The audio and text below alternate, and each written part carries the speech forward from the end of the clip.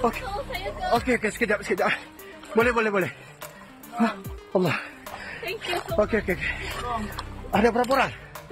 Dua. Boleh keluar tak boleh? Boleh. Okey, sekejap. Okay.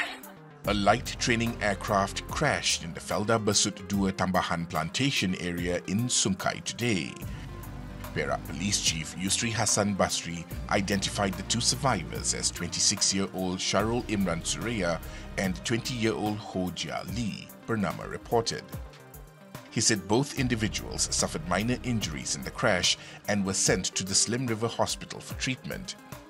Yusri said the training aircraft belongs to Layang Layang Aerospace Sendirian Berhad, which is based in Ipoh.